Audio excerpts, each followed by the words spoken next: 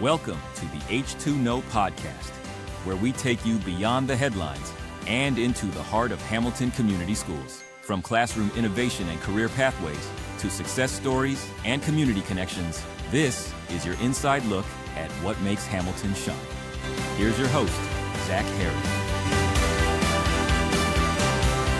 Hello, Hamilton community. Welcome back into the H2Know Podcast. It has been a minute, but we're here with another Hamilton High School graduate, Madie Jamrog of the 2023 class at Hamilton High School. And over the past 3 years, it's been a crazy journey for her in Northeast Ohio with the University of Akron. We're going to dive into the softball career, dive into some academics, what she remembers from her time at HHS, district championship in 2023, and then the first NCAA tournament win in program history for Akron this year, in which she pitched a complete game, shutout, 1-0 win over South Alabama. So, Madie, first of all, thank you for doing this. You've been around the media a lot this year. Yeah. I'm sure this is the most important interview you will do, definitely, right? Yes. Most nervous. Yeah, probably not.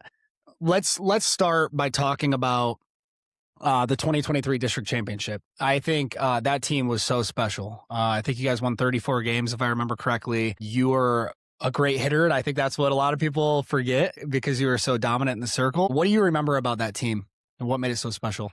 I honestly think our bond outside of the field was really special. We hadn't really had that. We had our ups and downs with some girls, and we always have that with teams. But we really found a way to overcome that, which I think was super special, and we all just loved to play together. Not all of us loved softball as much as others, but we all loved to play together. And that was, I think, the biggest thing, is we just wanted to keep playing and prove ourselves. And Hamilton historically is not a softball school. Correct. It's changing. Yes. I feel like now people expect the district titles. They expect us to compete with the powerhouses, but that was not the case several years ago. That was the first district championship since 1997. Yes. How big was that? And how quickly did expectations kind of shift throughout the season? It was huge. It was a great feeling, crazy feeling, especially being at home for that title. Yeah, that's right. So that was super special as well. Had a lot of fans out there. I also think losing the past district was so hard on a lot of us, and we were losing some seniors that year we thought was going to be the year and didn't come out to be the year for us, and that was really hard. And I think all of us came back the next season being like, okay, this is actually it. We actually have to do this now. Just more determination, I guess. I have your numbers here somewhere from your time in high school. It's probably on the back of this sheet. Yeah. 29-5 record, 303 strikeouts, 166 ERA, 194 innings pitched. I mean, that's pretty crazy. Yeah. Explain to people who maybe aren't super familiar with softball just how a dominant pitcher, and I know you're very humble and you wouldn't put, I can say you're a dominant pitcher. Thank you. Just how dominant a dominant pitcher can change the entire course of a game or season, right? I mean, where in baseball you have to rest your arm, you throw every fifth or sixth day. Right. For you were throwing every game, right? Pretty much almost every game. Yeah. I mean, a couple games here and there, a couple innings I didn't pitch, but it's just different with softball because there is no pitch count. So you can go for as long as you want. And being a pitcher, you touch the ball every play. So you have huge influence on how the play goes, how that bat goes, all the power. You have all the power essentially because you're touching the ball more than anybody else is. So just knowing that you're in control is what puts my mind at ease because I like to be in control of everything. Yeah. So it just allows me to take control and determine the outcome of whatever. I mean, obviously there are things you can't control, but doing the best I can to be in control of every play. So when did you know that softball was going to be a part of your future? I mean, was that everybody probably wants it to be, but when did you know okay, this is something I'm succeeding at? So I've always played softball up until my mom played softball in college actually. Okay. And she was at Indiana State. Okay. And played there. Go Sycamores. Yes. Yeah. Yes, so she really pushed me to start playing softball when I was really, really little, and then I was like, I really like this, I really enjoy this, and then as I got older and played travel ball, did lessons, I was like, I'm pretty good at this, maybe I should keep doing it. I mean, lots of practice, lots of hours, lots of pitching to my dad in the basement outside, and we could go, just lots of reps, and just kept pushing and getting better. I was like, I think it was about maybe I was freshman in high school. Oh, wow, that late.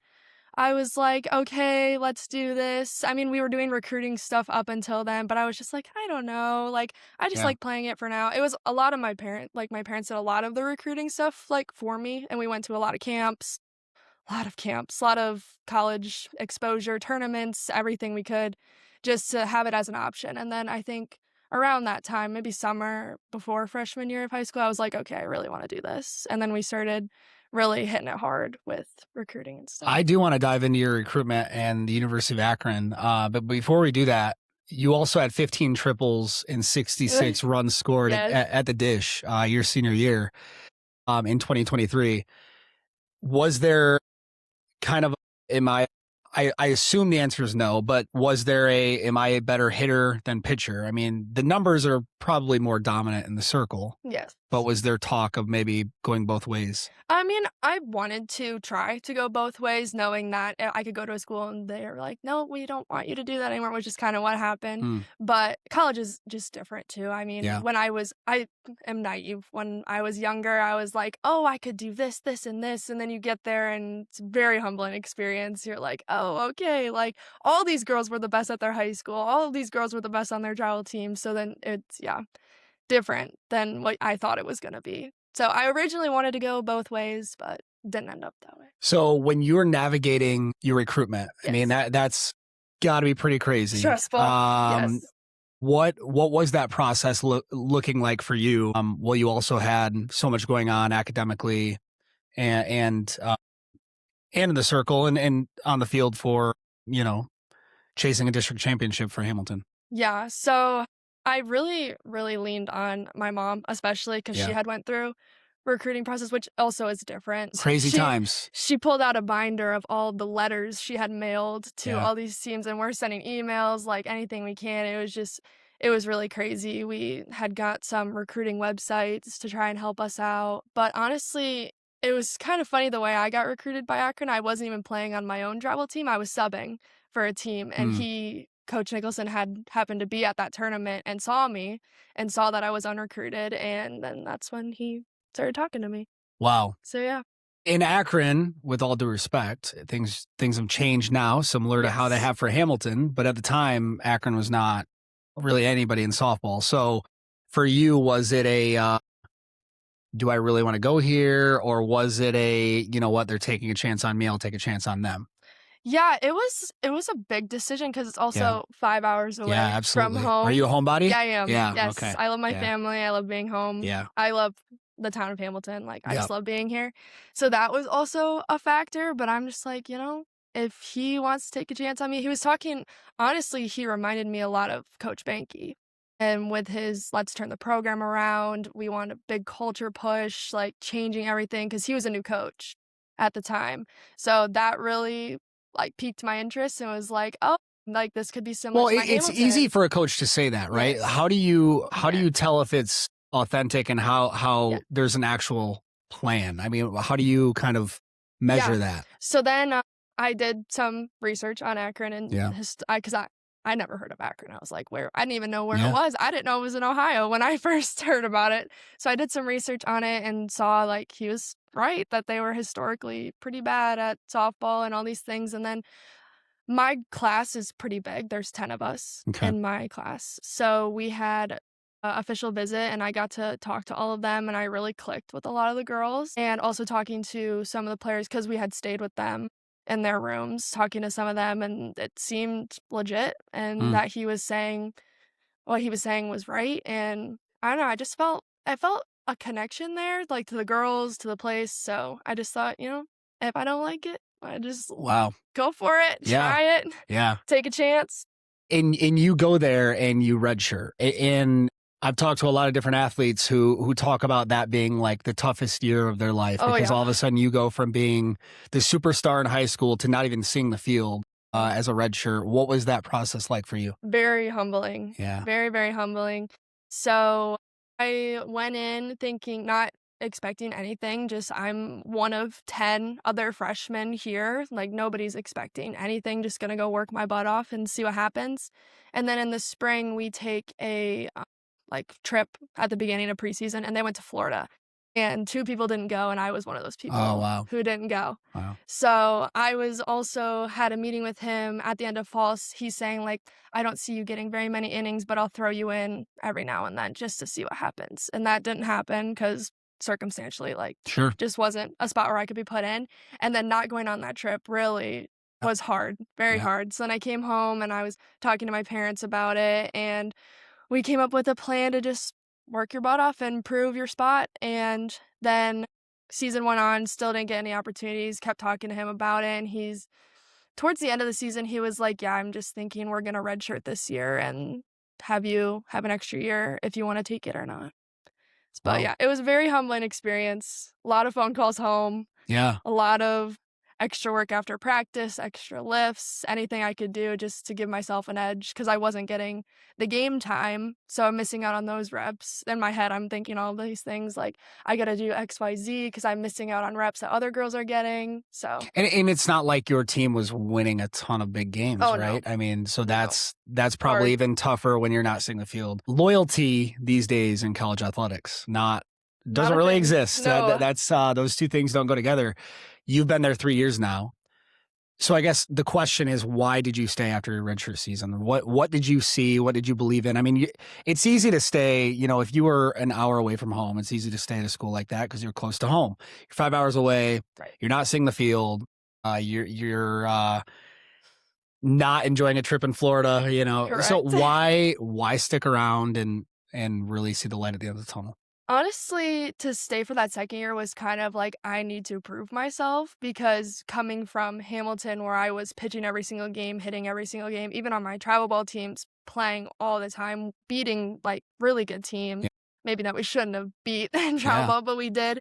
And then going and basically getting told you're not good enough is really, really hard. And I just wanted to be like, you made a mistake, and I wanted to prove you wrong, that I deserve to be on the field. So worked my butt off that next summer, came back, got some playing time, kind of battled it out with another girl we were like 1 and 2.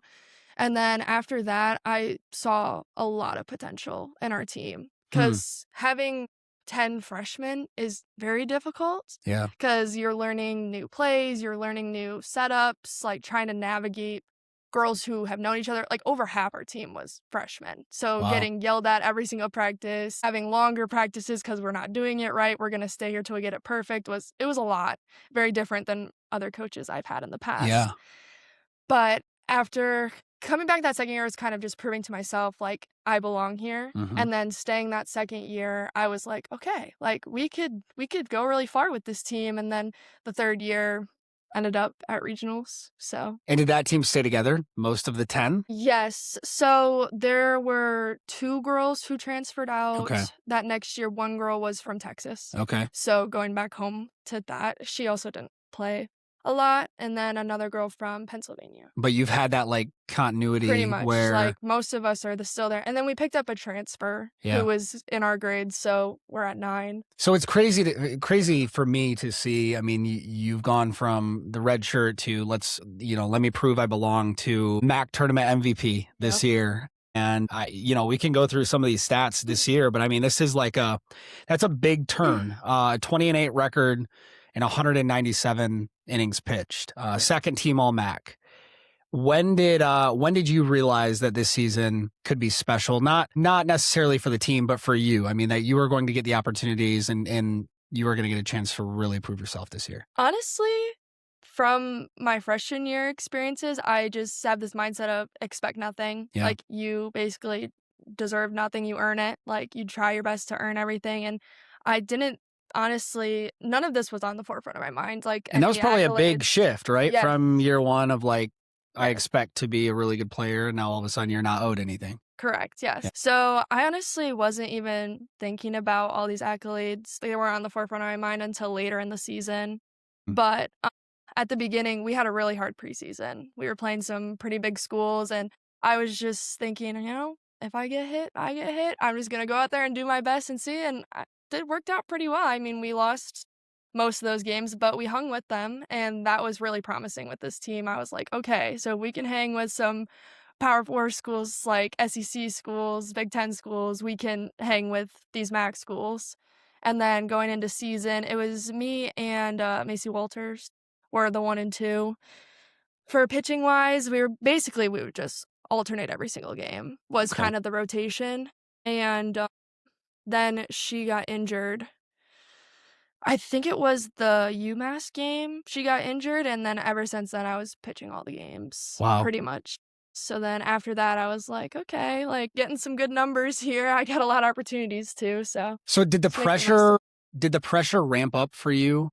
Did you feel more weight on your shoulders like after the injury for her and as you guys were getting hotter and hotter towards the end of the year? A little bit. I mean, during MAC play, not as much, Okay. but in the tournament, a little bit more. Yeah. Just because knowing that these teams have seen me 2 or 3 times, like games, like 2 or 3 full games, and now I have to pitch them again when it really matters, knowing that they know my stuff, they know what I'm throwing, so that little more pressure. So you win the program's first tournament championship program history. Yes. In the Mid-American Conference.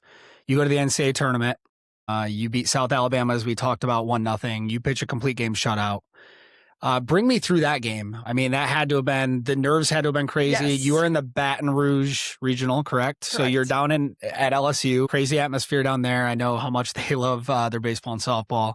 Yeah. So what was going through your mind, and what were you really leaning on as far as mentally to get you through those hard times? So that game was difficult for a lot of different reasons. It is hot down there. Yeah. It is very humid. Yeah. Like a lot of people were getting headaches. Like our trainer was worried about heat stroke. Like she was shoving water in our face, like trying to get us hydrated. So that was another battle in and of itself. But after losing to LSU day 1, I think that was our game where our jitters are out. Like that's the best field I've ever played on. I don't know about these other girls, but that was really, really nice field, really nice stadium, facilities, like crazy. Like the amount of money they have is crazy. Yeah.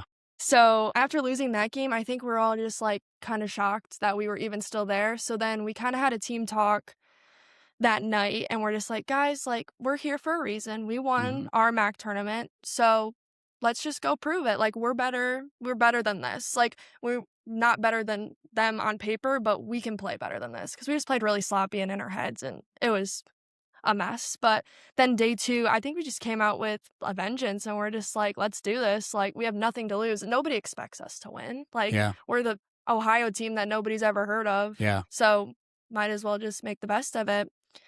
And me personally, I have like my routine of I look at different people. So as soon as I get the ball back from the catcher, I look at my shortstop, which is Delaney, and then I look at my second baseman, Brooke, and then I look at my center fielder. And the 3 of them are kind of like my core out there.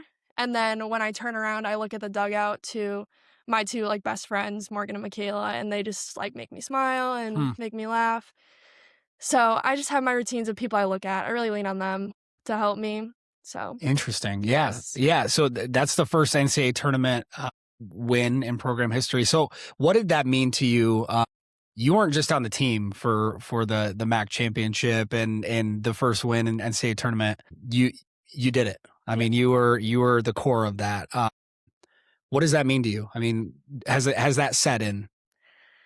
Yeah, to an extent. I mean, obviously can't do it by myself. I mean, they got a team behind me, but honestly, I really bonded with the seniors for this past season and knowing how much they wanted this and how much because they had been there from the beginning when Akron was terrible. Like they were the freshman class of Coach Nicholson's first year when it was, they were saying that they would spend practices just catching and throwing because they couldn't do it. And just hearing their stories and their experiences, I just really wanted to do it for them, especially because knowing that I still have another year and another redshirt year if I take it, just making sure that they get that because they have worked so hard to get there. So when you look back on your time at Hamilton, what are the comparisons between, kind of turning both programs around? You were around both. What were some similarities and maybe any differences between the two as far as, really being a culture changer in both programs? I think a big thing that people might not realize as being super important is your relationships off the field. If you cannot, like, obviously you're not all going to be best friends and you're not going to want to hang out 24/7, but if you can't be cordial and friendly outside the field and do things together and have fun together outside the field, how are you going to perform together? Like, you're fighting each other just to make a play versus, like, if you have a connection with that person, it's a lot easier. You trust them. This game is a lot on trust. Things you can't control, overcoming things like you don't get a pitch call that you want. You can't be yelling at your catcher and be like, you need to get that. Sure.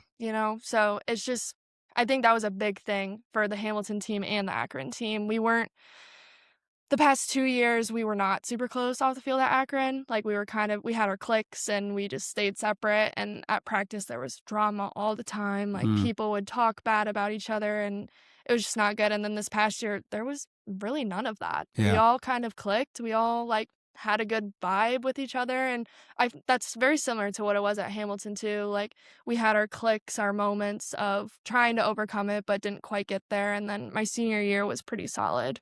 I mean, I had a couple hiccups here and there, but yeah, I mean, you're always going to have that. Was there anything from Hamilton that you've carried with you in your college career as far as things you might have learned from teachers or just anything to get you through those hard times? Yeah, for sure. I mean, I'd like to say I was a leader before Hamilton, but I think Coach Banky and being a part of that team really helped me go into that role.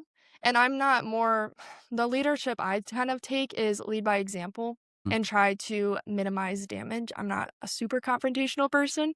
So just learning how I lead and leaning into that and learning that through Hamilton softball really helped me go into Akron, because then I go into Akron with all these skills of culture and knowing what good culture is versus bad culture and knowing my strengths as a leader and trying to push that is really helpful.